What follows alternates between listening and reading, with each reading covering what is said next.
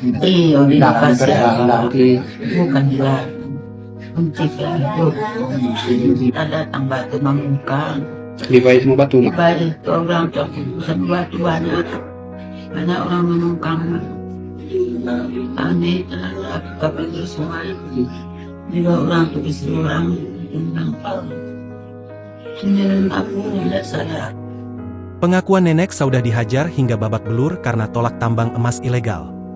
Akibat menentang tambang emas ilegal di lahannya, Nenek Saudah 68 tahun, warga Kecamatan Rao Kabupaten Pasaman Sumatera Barat, dihajar sampai babak belur hingga pingsan dan dilarikan ke rumah sakit.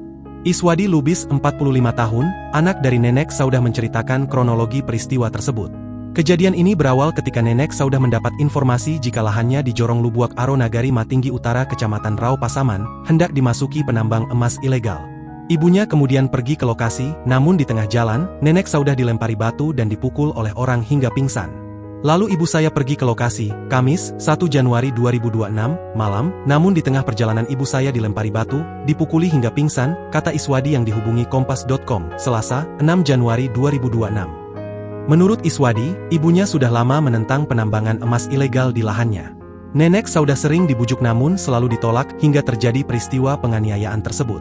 Iswadi mengatakan, saat ini ibunya dirawat di RSUD Tuanku Imam Bonjol Lubuk Sikaping dengan kondisi luka di wajah dan memar di tubuh. Sebelumnya, aksi yang terjadi pada Kamis, 1 Januari 2026, malam tersebut mendapat kecaman dari LBH Padang.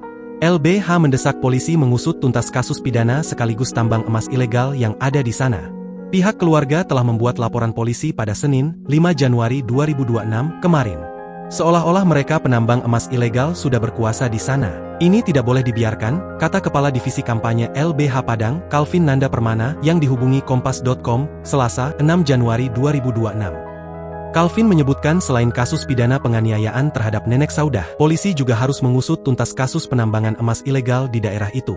Menurut Calvin, berdasarkan informasi yang didapatnya penambang emas ilegal itu sudah terjadi sekitar setahun lalu.